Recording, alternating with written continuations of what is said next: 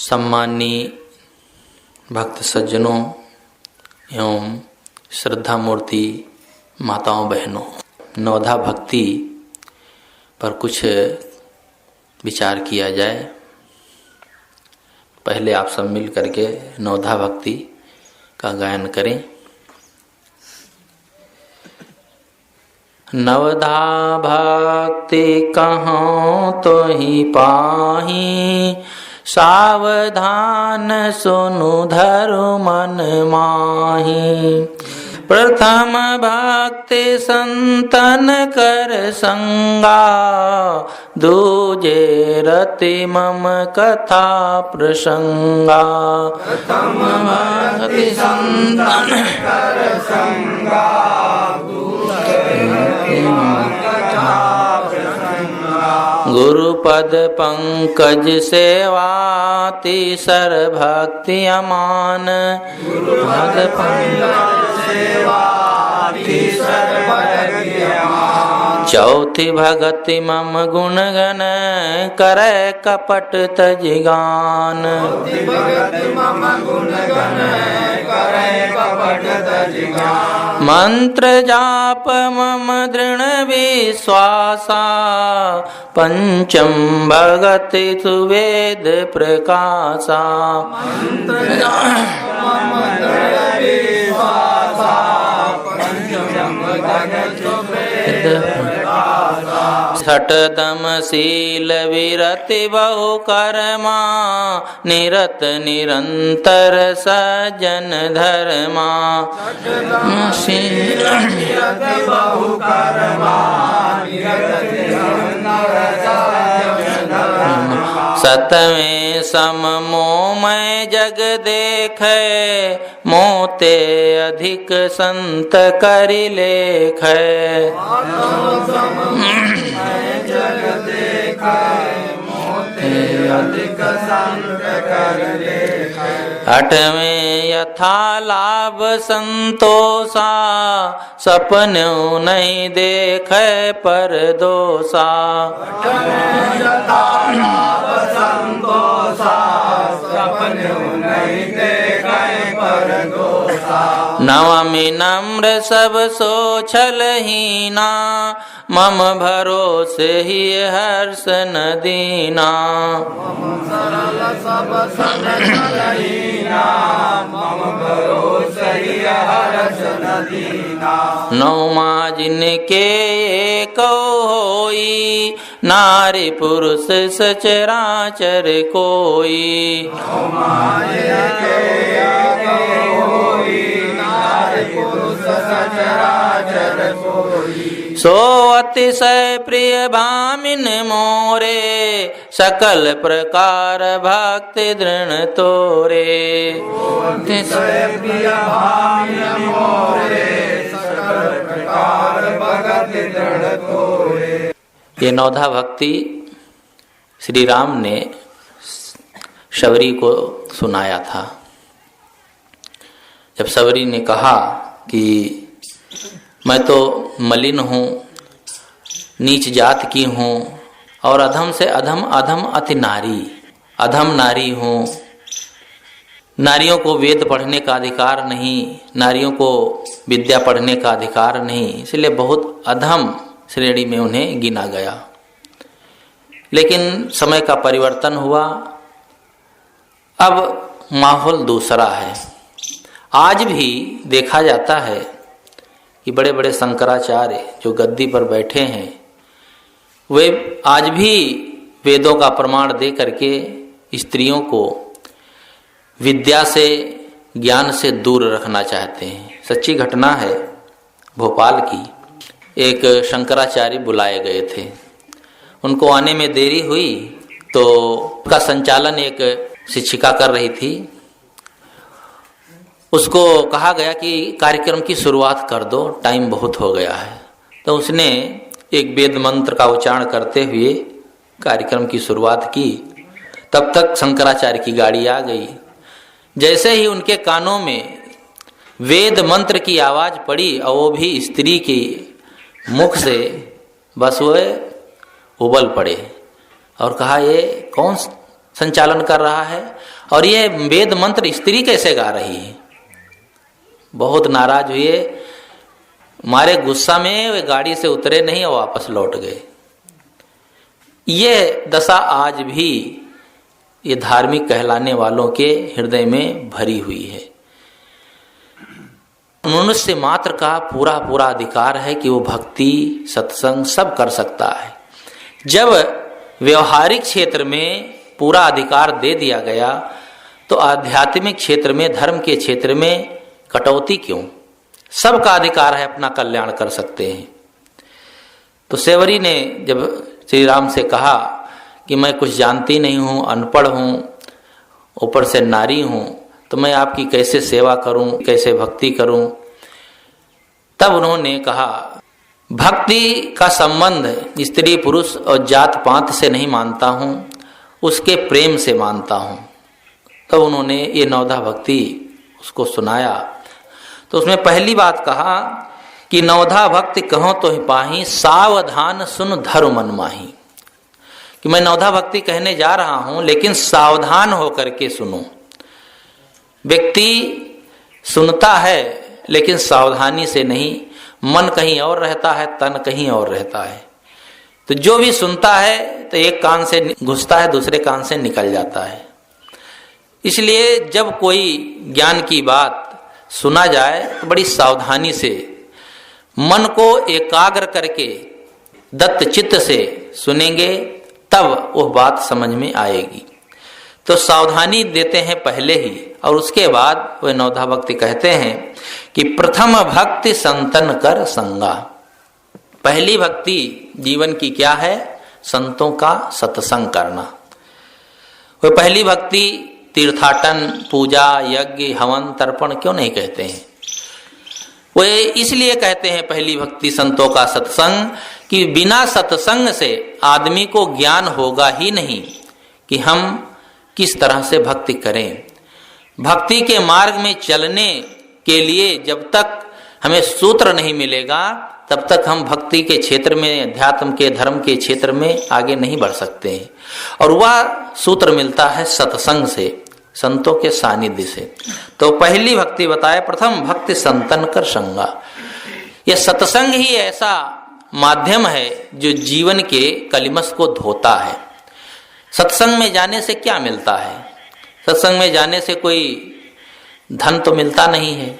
सत्संग में जाने से ऐसी समझ मिलती है, ऐसी बुद्धि मिलती है जिससे हमें जीवन जीने का ढंग आता है। बिना शुद्ध बुद्धि के कोई शुद्ध जीवन जी नहीं सकता है। इसलिए सत्संग हमें शुद्ध बुद्धि देता है। मति की रति गति भूति भिलाई, जो गोस्वामी जी ने कहा कि ये सत्संग के प्रभाव से ही होता है। अच्छी बुद्धि जीवन के लिए बहुत आवश्यक है। धन बहुत हो जाए, ऊंचा पद हो जाए, पूरा ऐश्वर्यशाली आदमी हो जाए, लेकिन यदि बुद्धि सही नहीं है तो वह धन कारगर नहीं होता है। वह धन दुर्व्यसनों में, दुराचरण में ही खर्च हो जाता है। आदमी को चाहिए कि अपनी बुद्धि को ठीक करे। बुद्धि अगर सही हो गई तो उसका जीवन अपने आप शांतिपूर्ण बीतेगा। तो प्रथम भक्त संतन कर संगा, संतों का संग यानी सत्संग करना। दो ही जीवन में मार्ग है, एक सत्संग और दूसरा कुसंग है। सुसंग, कुसंग और असंग, तीन दशाएं होती हैं। कुसंग में तो पूरा संसार पड़ा हुआ है। कुछ लोग होते हैं धर्म भक्ति वाले, वे सत्संग में लगते हैं और इसी में जो आगे बढ़ जाता है, ऊंची स्थिति को प्राप्त कर लेता है, वह इससे असंग हो जाता है। इसलिए हमें पहले सत्संग का आधार लेना चाहिए। स्वयं सत्संग करें और अपने परिवार के बच्चों को भी इस मार्ग में प्रेरित करें। जिन घरों में संत महात्मा जाते रहते हैं, सत्संग होता रहता है, उनके बच्चे भी बहुत कुछ सीख लेते हैं, व्यवहारिक बातें सीख लेते हैं, सत्संग ज्ञान की चर्चा सीख लेते हैं। और जहां तक देखा जाता है उनके परिवार के लोग, बच्चे सही मार्ग में ही रहते हैं, दुर्व्यसन दुराचरण से बहुत दूर रहते हैं। अपवाद में कुछ हो सकता है, लेकिन नियम यही है कि जो सही मार्ग पर चलेगा तो उसके परिवार के लोग भी वही मार्ग अपनाते हैं। इसलिए सबको इस मार्ग में प्रेरित करना चाहिए। बच्चों को इस मार्ग में जरूर लगाना चाहिए। क्योंकि बच्चों का हृदय कोमल होता है, जैसे गीली मिट्टी में छाप पड़ जाती है, उसी प्रकार से बच्चों के हृदय में जो संस्कार बचपन में दिए जाते हैं वे जीवन भर बने रहते हैं। इसलिए बचपन से ही सत्संग का मार्ग बच्चों को भी दिखाना चाहिए। जो संत महात्माओं के पास बच्चे जाते हैं तो एक एक चीज देखा करते हैं, कैसे गुरुजी करते हैं, कैसे बोलते हैं, सब चीज देखते हैं और वैसे ही वो सीखते हैं। एक भक्त के यहाँ एक महात्मा पहुंच गए, तो महात्मा क्या वो ऐसे ही घूमने घामने वाले थे, सफाई शुद्धता और आचार विचार ऐसे। तो बच्चा बाहर खड़ा था, तो जैसे ही बच्चे को देखा कहा, भक्त जी कहाँ हैं? बच्चे ने कहा कि पापा तो गए हैं बाहर, मम्मी हैं। तो कह दो मम्मी से कि महात्मा जी आए हैं। अक्सर लोग जिनके यहाँ भक्ति भावना होती है, संत लोग आया करते हैं, उनके यहाँ ही लोग भेज देते हैं कि भाई वहाँ चले जाओ, वहाँ सेवा होगी। तो पहुँच गए, तो लड़के से माता ने कहा जाओ एक लोटा पानी ले जाओ, महात्मा जी को दे दो, हाथ पैर धो करके बैठे, फिर उनके लिए जलपान की व्यवस्था करती हूँ। तो लोटा में पानी लेकर गया लड़का, तो महात्मा जी पानी लिए और अपने पैरों पर ऐसे डाल दिए। लड़का घर जाकर कहता है मम्मी वो अपन साहब नहीं है। तो कहन अपन साहब क्या होता है? कहन हाँ, अपने जो साहब आते हैं वे पैर को मलमल के धोते हैं साहब, और ये महात्मा जी तो पानी ऐसे डाले, न एड़ी भीगी न पैर पूरा, और बस बैठ गए बिस्तर पर, बिस्तर भी गंदा कर दिए। देखो एक छोटा बच्चा भी कहाँ से ज्ञान लेता है? जो हम करते हैं, जो हम बोलते हैं, उससे वो सीख लेता है। इसलिए बच्चों को सत्संग में अवश्य लाना चाहिए और उन्हें ये सीख अवश्य देनी चाहिए। सत्संग से जो अपने परिवार के लोगों को दूर रखते हैं, उनकी पीढ़ी तक भक्ति वहां चलती है, फिर धीरे धीरे भक्ति विलीन हो जाती है। एक महात्मा थे, तो जो महात्मा थे रिश्ते में मामा लगते थे, तो उनका जो भांजा था वो आता था, खूब सेवा करता था कि मामा साहब आए, मामा साहब, बड़ी सेवा सत्कार करे, उनके पास बैठा रहे, कहानी सुने, सत्संग सुने, ज्ञान की चर्चा सुने।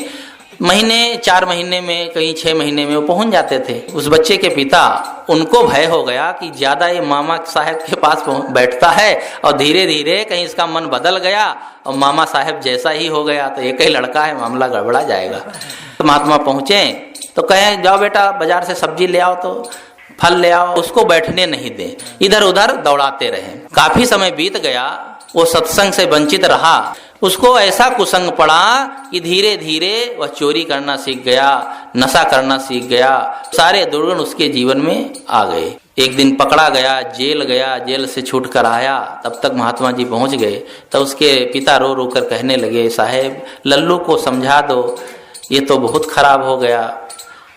तो उन्होंने कहा महात्मा ने कि जब तक ये इंसान था तब तक तुम मेरे पास बैठने नहीं दिए, बड़ा भय था कहीं साधु ना हो जाए। अरे साधु हो जाता तो तुम्हें कौन सी हानि थी? पहली बात तो सब होते नहीं, तो कोई दिव्य संस्कार के व्यक्ति होते हैं जो इस मार्ग में लगते हैं। और अब ये इंसान नहीं रह गया, अब तो ये शैतान हो गया है। 2 दिन हो गए मेरे पास आया है क्या? इसलिए सबको चाहिए कि सत्संग का मार्ग अपनाएं। कुसंग का मार्ग कोयले के समान होता है। जैसे कोयले की आग हो तो उससे आदमी जल जाएगा, लेकिन आग बुझ जाए तो भी हाथ में कोयला लग जाता है। कुसंग ऐसा है कि आप कुसंग में बैठेंगे तो भले ही आप ताश ना खेलते हो, जुआ ना खेलते हो, लेकिन ऐसे लोगों का संग ही करेंगे तो भी लोग बदनाम करेंगे कि ये गलत ही करता होगा, शराब पीता होगा, जुआ खेलता होगा। शराब की भट्ठी पर आप जाएं और वहां बैठकर चाहे दूध ही क्यों ना पिए, लेकिन लोगों की नजरों में यही होगा कि जरूर शराब पीता है। तो कुसंग हमारे जीवन के लिए हर जगह से घातक है। तो जीवन में हमें कुसंग नहीं करना चाहिए। जितनी हम मेहनत करेंगे, जितना ही सत्संग में अपना मन देंगे, उतना लाभ अवश्य होता है। सत्संग हमें बड़ी बड़ी बाधाओं से, बड़े बड़े विघ्नों से बचा लेता है। कहते हैं राजा के यहाँ चोरी हुई, सीआईडी पता लगाने लगी कहाँ के चोर हैं, तो पता चला कि इसी चोरपुरवा के चोर हैं। उसका नाम ही पड़ गया था गांव का चोरपुरवा। कई लोग उसमें चोरी करने वाले, सीआईडी को ये नहीं पता कि किसने चोरी की है। तो जो चोरी करने जाते थे उसका पिता था, तो उसने कहा था कि देखो मेरे मरने के बाद एक बात ध्यान रखना कि तुम लोग सब काम करना लेकिन सत्संग कभी ना करना। सत्संग जहां हो रहा हो वहां बिल्कुल जाना ही मत, नहीं तो ये तुम्हारा धंधा है बंद हो जाएगा। क्योंकि ये धंधा सत्संग के मार्ग से नहीं चलता है। चोरों ने कहा ठीक है पिताजी, हम क्यों जाएंगे सत्संग में। लेकिन वे चोरी करके जब लौट रहे थे तो उसी रास्ते से लौटना था जिस रास्ते में सत्संग हो रहा था। उन लोगों ने सोचा कि जहां सत्संग हो रहा है वहां से जाएंगे तो सत्संग की बातें सुन लेंगे। तो उन लोगों ने सोचा कान में उंगली लगा लेते हैं, कोई बात में हम सुनेंगे ही नहीं। रास्ता क्या है, रास्ता तो सब लोग चलते हैं, हम भी चले जाएंगे। उसी रास्ते से निकले, एक लड़के को ठोकर लगी तो गिर पड़ा। उसने सत्संग की 2 बातें सुन ली कि देवी देवताओं के परछाई नहीं पड़ती है और उनके पैरों के चिन्ह नहीं बनते हैं। बस 2 बातें उसने सुनी और चल दिया। कहा अरे इसमें कोई हानि वाली बात नहीं है। जब सीआईडी पता लगाते लगाते गांव में पहुंचा तो उसने काली का रूप बनाया, हाथ में खप्पर लिया जलता हुआ, और रात में उन चोरों के घर पहुंच करके कहता है कि देखो मैं काली हूं और तुम लोगों ने मेरी आज तक पूजा नहीं की। राजा के घर में खूब माल लाए हो और चुपचाप बैठ गए। तो जो उसमें का मुखिया था उसको निकल कर कहता है हाथ जोड़ करके, महारानी अब की बार क्षमा कर दो, कल ही आपकी पूजा कर दूंगा, मुझसे गलती हुई।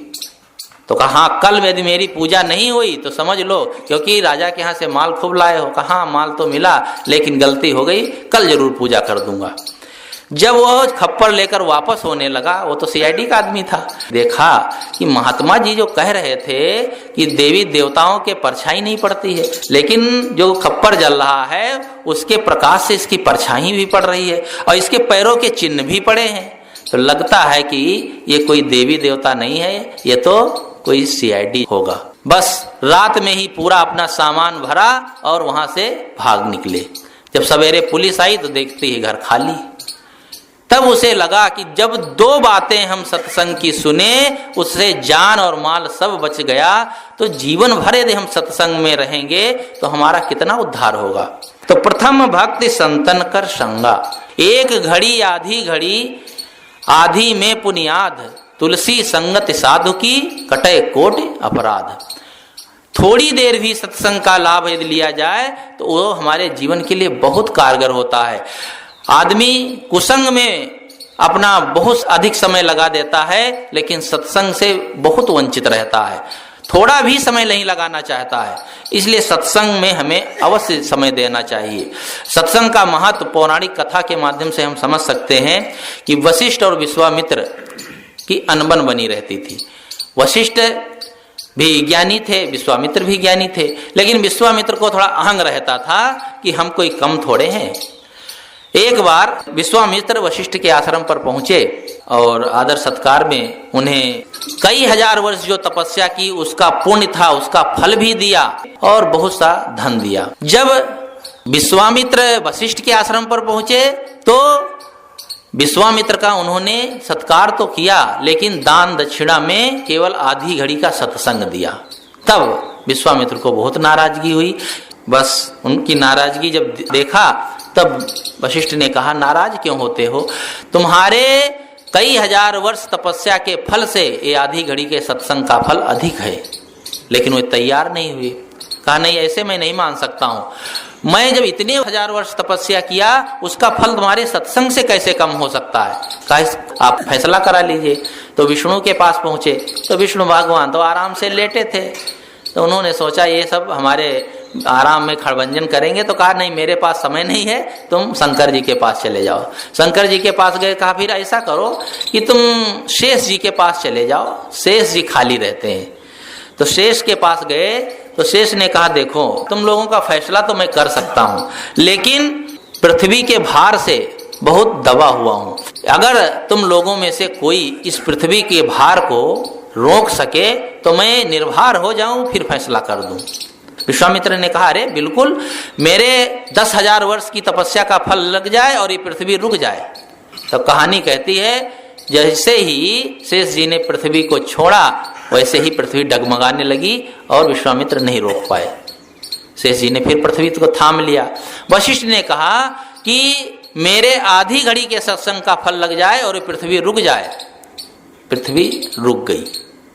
जब रुक गई तो विश्वामित्र ने कहा आप फैसला कर दीजिए। शेष जी ने कहा मेरा फैसला शेष नहीं रहता है। कहा देखो जिस पृथ्वी को तुम्हारी 10,000 वर्ष की तपस्या नहीं रोक सकी, उस पृथ्वी को विश्वामित्र के आधे घड़ी के सत्संग ने रोक दिया, तो फैसला हो नहीं गया। ये पौराणिक कथा है, व्यक्ति रूप में नहीं है। शेषनाग जो उसको रोके है और उसके फन पर रहती है। जो कथाएं लिखी गई हैं उनका एक अभिप्राय रहा होगा, लेकिन आदमी ज्यों का त्यों मान लेता है। सूरज जो है सात घोड़ों के रथ पर चलता है, तो 7 घोड़े सूरज में तो कहीं नहीं लगे। मतलब है सूरज में 7 रंगों की किरणें होती हैं। उसका लाक्षणिक अर्थ लोग नहीं समझ पाते हैं और जस का तस मान लेते हैं। इसलिए पृथ्वी कोई थामे नहीं है, पृथ्वी अपने आप में गुरुत्वाकर्षण के बल पर रुकी हुई है। आदमी को कहानियां सुनने में और रोचक बातें सुनने में आनंद आता है, इसलिए ये कवि लोग, लेखक लोग खूब रोचक बातें लिख मारते हैं, उससे और जनता भटक जाती है। इसलिए इन कहानियों के चक्कर में नहीं पड़ना चाहिए, इसमें जो सार है उस सार को लेना चाहिए। तो मैं कह रहा था कि जीवन में सत्संग का बड़ा महत्व है। तो श्री राम कहते हैं कि प्रथम भक्ति संतन कर संगा, पहली भक्ति संतों का सत्संग है। दूजे रति मम कथा प्रसंगा, दूसरी भक्ति कहते हैं मेरे कथा प्रसंगों में प्रेम करना। आदमी कथा प्रसंगों में प्रेम नहीं करता है। कहां प्रेम करता है? जहां से उसे धन मिले, ऐश्वर्य मिले, वहां पर उसका प्रेम हो जाता है। संसार में हर आदमी का प्रेम होता है और संसार से हट करके आत्म स्थिति में किसी का प्रेम होता नहीं है। श्री राम कहते हैं दूजे रति मम कथा प्रसंगा, कथा प्रसंगों में प्रेम करना यही है कि उनके द्वारा कही हुई बात या उनके द्वारा किए हुए आचरणों में हम प्रेम करें। हम कथा सुनते रहें, ज्ञान की चर्चा सुनते रहें, रामायण का पाठ करते रहें, पारायण करते रहें, लेकिन जीवन में कोई परिवर्तन ना हो तो ये सब पाठ करना सब व्यर्थ हो जाएगा। करना तभी सार्थक होगा जब हम उसको अपने जीवन में अमल करें। इसलिए साहब कहते हैं कि दूजे रति मम कथा प्रसंगा। कथा कहने वाले तो बहुत होते हैं, कथा कह देते हैं, सुना देते हैं और वो मानते हैं कि मेरे लिए नहीं है, ये दूसरों के लिए है। अपने जीवन में वे कभी अपनाते नहीं है। बड़े बड़े मंचों पर बैठ करके, व्यास गद्दी पर बैठ करके ऐसी ऐसी बातें कहते चले जाते हैं जिसके ना सींग ना पूंछ, बिना मतलब की अतिशयोक्त की चमत्कार की बातें जनता में झोंक देते हैं और उसके बाद कथा समाप्त कर देते हैं। जनता को उसे लाभ कम होता है और भटक ज्यादा जाती है। तो ऐसी कथा से कोई लाभ नहीं है। लेकिन जो संत सदगुरु कथा कहते हैं, संत सदगुरु अपनी बात कहते हैं, वह बात हमारे जीवन के लिए लाभकर है। यहाँ सेवरी मानो शिष्या है और श्री राम सदगुरु के रूप में उन्हें ये नवधा भक्ति सुना रहे हैं कि जो मैं बात कहता हूं उसको जीवन में अपनाओ। केवल कहना ही नहीं, आजकल देखा जाता है जितने अगुआ हैं, कथावाचक हैं, वे केवल जनता को लुभाने के लिए रोचक वाणियां कहते चले जाते हैं, लेकिन जनता को उससे लाभ कम होता है, हानि ज्यादा हो जाती, क्योंकि उनके जीवन में कोई आचरण नहीं होता है। जब तक हमारे जीवन में आचरण नहीं होगा तब तक हमारे विचारों से जनता को कुछ लाभ हो नहीं सकता है। इसलिए कथा प्रसंगों में प्रेम करना यही है कि जिस कथा से हमारे जीवन की व्यथा दूर हो जाए, हमारा मन शांत हो जाए, वही कथा, वही जीवन के लिए सत्संग लाभकारी होता है। एक प्रवक्ता थे तो वे कथा को बढ़िया कहते थे, इतनी बढ़िया कथा कहते थे, भागवत की कथा, रामायण की कथा। तो कथा में उनके हजारों लोग इकट्ठा होते थे, खूब भीड़ होती थी, रोचक भयानक, खूब कथा अच्छी सी कह लेते थे।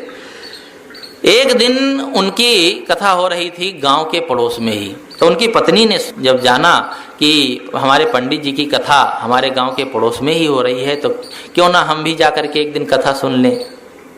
जब वो सुनने गई, महिलाओं में बैठ गई, पंडित जी को पता नहीं कि मेरी भी पत्नी सुनने आई, खूब बढ़िया कथा कहे। जब कथा समाप्त हुई तब लोग प्रशंसा करने लगे, भाई बहुत अच्छी पंडित जी कथा कहे, आज बड़ा आनंद आया। तो उसमें एक दो लोग थे तो उन्होंने कहा, अरे पंडित जी कथा तो बहुत अच्छी कहते हैं और आनंद भी आता है, लेकिन एक बात है, ये जो तमाकू खाते हैं ये ठीक नहीं है। बीच बीच में वो मुंह में डाल लेते हैं, मंच पर व्यास गद्दी पर बैठते हैं, सामने पुस्तक रखे रहते हैं, पवित्र रामायण की पुस्तक, भागवत की पुस्तक, उस पर लार थूक की छींटें पड़ती हैं, ये अच्छा नहीं है। पहली बात तो उन्हें तम्बाकू खाना ही नहीं चाहिए। मान लो खाते भी हैं तो कथा कहते समय तो मुंह साफ रखना चाहिए। लार थूक की छींटें व्यास गंदी करते हैं, ये ठीक नहीं है। जब आलोचना पंडितानी ने सुना तो उन्हें खराब लगा। प्रशंसा तो सबको अच्छी लगती है, अपने प्रिय की प्रशंसा अच्छी लगती है, लेकिन आलोचना, निंदा तो किसी को अच्छी नहीं लगती।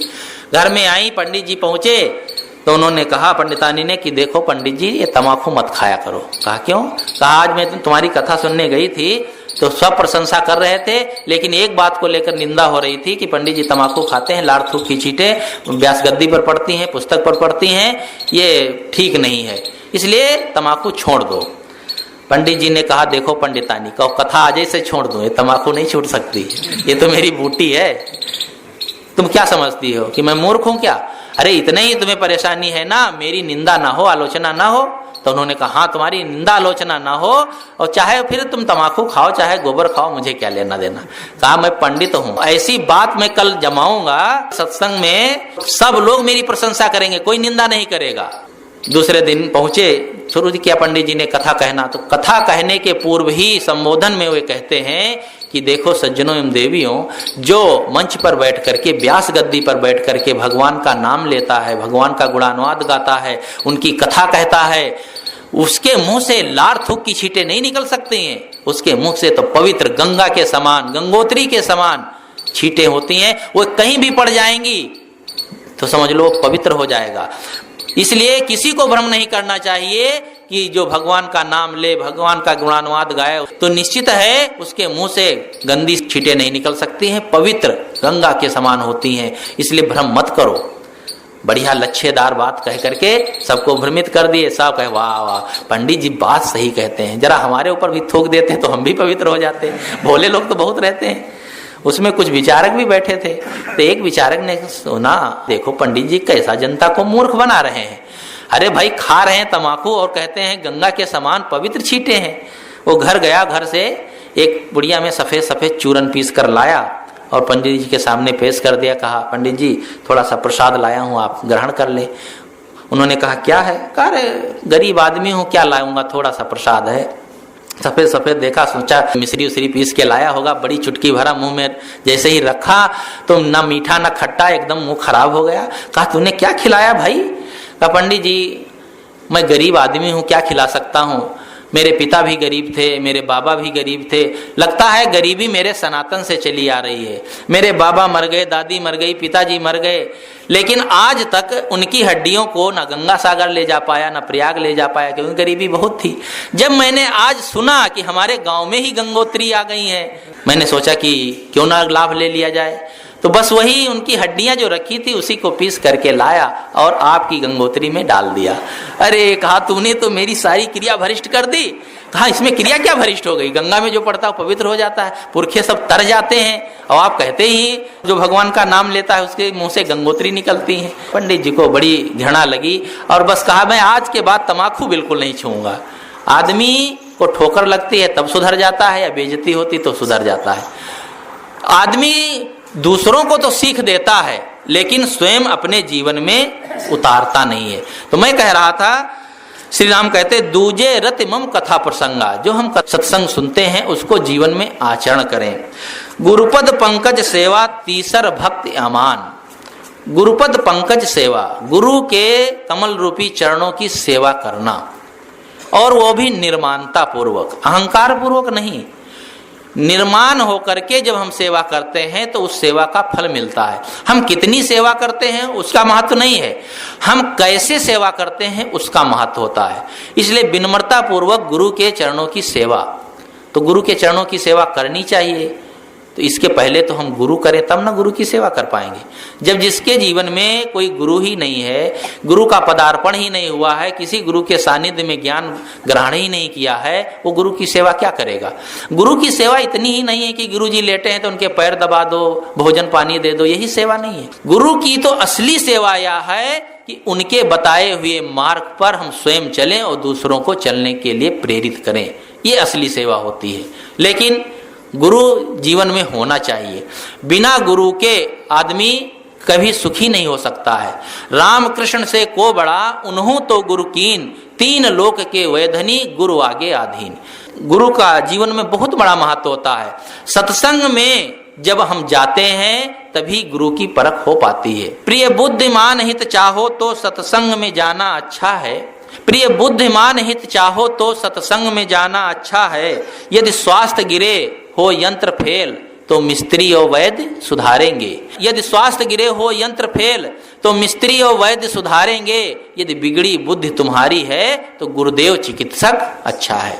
गुरुदेव ऐसे चिकित्सक होते हैं जो हमारे मन के यंत्र को ठीक करते हैं। बाहर का यंत्र दूसरे लोग ठीक कर सकते हैं, इंजीनियर डॉक्टर ठीक कर सकता है, इस शरीर को डॉक्टर ठीक कर सकता है, बाहर के यंत्र को इंजीनियर ठीक कर सकता है, लेकिन हमारे मन रूपी यंत्र को ठीक करने वाले सदगुरु संत ही होते हैं। इसलिए सदगुरु चिकित्सक के पास हमें जाना चाहिए। श्री कृष्ण भगवान से जब किसी ने पूछा आप संतों के पीछे क्यों लगे रहते हैं, तो उन्होंने कहा निरपेक्षम मुनिम शांतम निर्वैरम समदर्शनम अनुव्रज्जा में हम नित्यम भूंडते घृभी। उन्होंने कहा निरपेक्षम मुनिम शांतम, जो निरपेक्ष हैं, निरपेक्षम मुनिम शांतम, मुनि यानी मननशील हैं, निर्वैरम समदर्शनम, निर्वैरी हैं, किसी से उनका बैर नहीं है, और समदर्शी है। ऐसे संतों के पीछे मैं इसलिए घूमा करता हूं कि उनके चरणों की रज हमारे मस्तक पर लग जाए तो हम भी पवित्र हो जाएं। तो जिन्हें हम भगवान कहते हैं, जिनके जीवन से हमें बहुत कुछ लाभ मिलता है, जिनका आचरण करके हम कृतकृत्य होना चाहते हैं, ऐसे भगवानों ने भी गुरु किया और गुरु के चरण में जाकर के अपना मस्तक नवाया। कहा भी जाता है कि प्रात काल उठिके रघुनाथा, मात पिता गुरु नामह माथा। व्यवहारिक क्षेत्र में माता पिता श्रेष्ठ हैं, लेकिन आध्यात्मिक क्षेत्र में गुरु श्रेष्ठ है। माता पिता हमें भौतिक ज्ञान देते हैं, भौतिक संपदा देते हैं, लेकिन गुरु हमें आध्यात्मिक ज्ञान और आध्यात्मिक संपदा देते हैं। भौतिक ज्ञान से हमारा एक शरीर चलता है और आध्यात्मिक